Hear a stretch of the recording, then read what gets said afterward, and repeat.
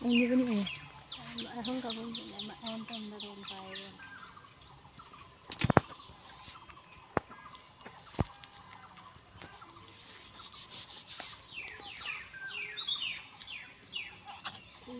Okay photo, bol photo. Sar বাইরে সকলোকে কিমান কংগ্ৰেছ কৰোঁ মোৰ নাম টিংকু পেগু তো এডুকেশ্যন এনভাইৰনমেণ্ট পিচ ইউনিটি অৰ্থাৎ শিক্ষা পৰিৱেশ শান্তি আৰু ঐক্য একতাৰ উদ্দেশ্য কৰি ঘৰে ঘৰে মানে প্লেণ্টেশ্যনৰ ব্যৱস্থা কৰিছোঁ কাৰণ সেইটো আজিৰ টাইমত বহুত এটা বাৰ্ণিং ইছ্যু বহুত ইম্পৰ্টেণ্ট টপিক ক'বলৈ গ'লে তো আগৰ পৃথিৱী আৰু এতিয়াৰ পৃথিৱী যদি আমি কম্পেৰিজন যদি কৰোঁ তেতিয়াহ'লে বহুত এটা ডিফাৰেঞ্চ হৈছে শিক্ষা বহুত বাঢ়িছে কিন্তু এনভাইৰনমেণ্টটো মানে এটা দিশত মানে নষ্ট হৈ গৈ আছে চোপাক মানে চেগুন চিলনি এইবোৰতো দূৰৰ কথা কাউৰীয়ে পাবলৈ নাই আগতে আমি ঘৰত যেতিয়া সকাম নিকাম সভা সমিতি কিবা কিবি কৰিলে কাউৰীয়ে আগত উপস্থিত হয় নিশ্চয়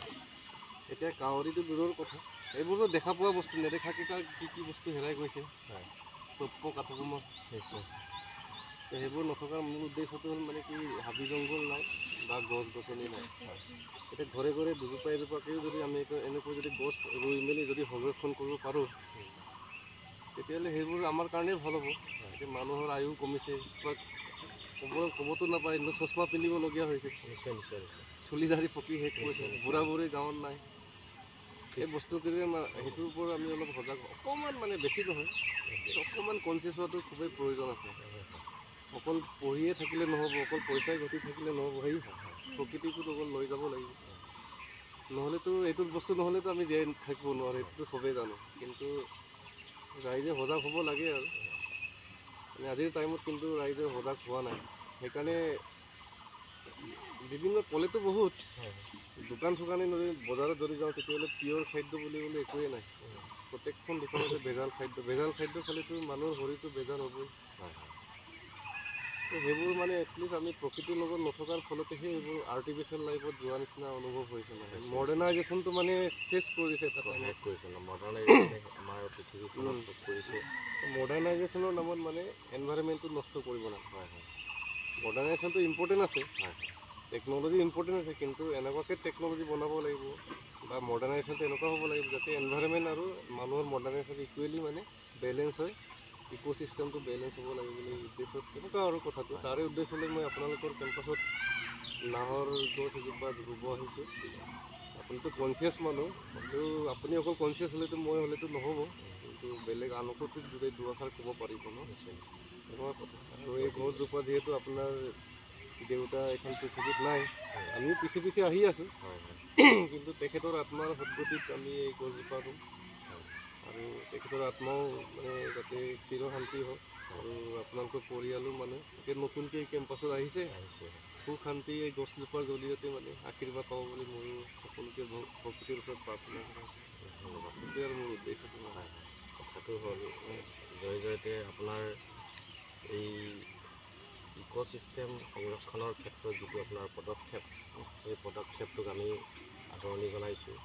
আৰু ধন্যবাদ জ্ঞাপন কৰিছোঁ এইকাৰণে যে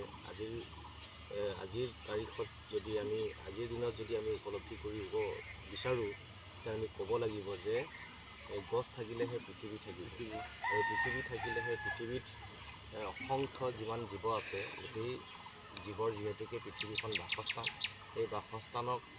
আশ্ৰয় হিচাপে লৈ পেলাই পৃথিৱীত সকলো জীৱ জীৱিত ৰূপত আমি পাবলৈ সক্ষম হওঁ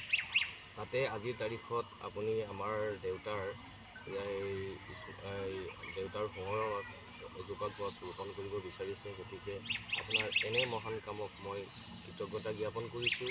আৰু আশা ৰাখিছোঁ অনাগত দিনত যাতে আপুনি এনেধৰণৰ কাৰ্যসূচী চলাই যাওক যিহেতুকে আমাৰ পৃথিৱীখন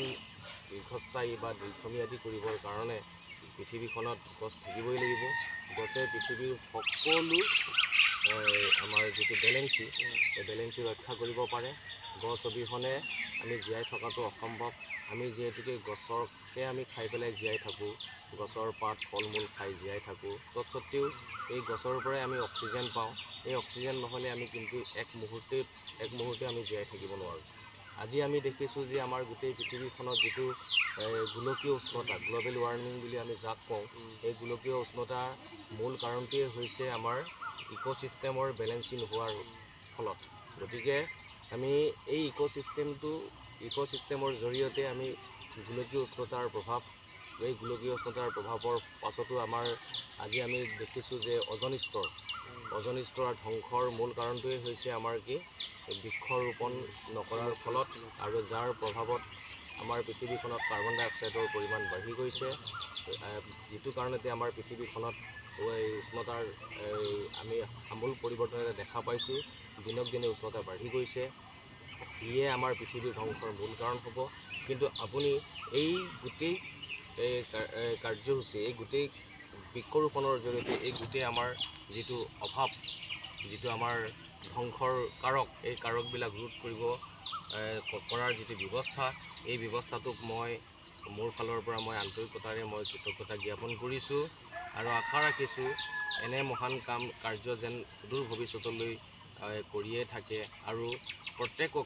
প্ৰত্যেকজনকে এই আপোনাৰ যিটো কাৰ্যসূচীৰ লগত সংগতি ৰাখি সকলো ব্যক্তিকে যাতে জাগ্ৰত কৰে, আৰু এই পৃথিৱীখনক আমি তাহানি দিনৰ পুৰণি দিনৰ আমাৰ পৃথিৱীখনৰ ৰূপত আমি গঢ় ল'ব পাৰোঁ। আমি কৃত্ৰিমতাৰ ওপৰত আমাৰ যিটো বৰ্তমানৰ যিটো আৰ্টিফিচিয়েল এই দিনবোৰ যাতে আমি নাইকিয়া কৰি পেলাই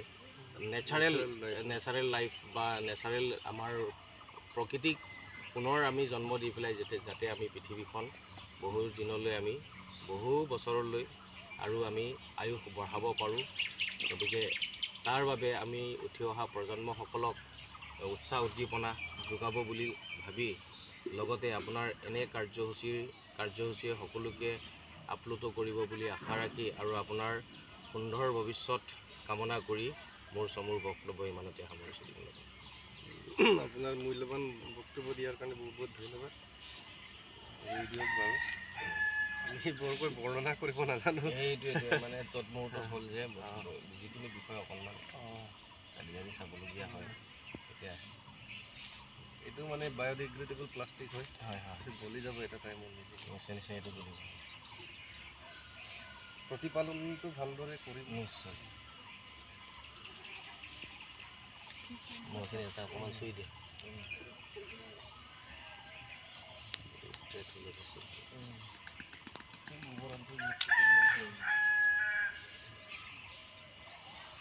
পানী অলপ ঢালি থাকিব।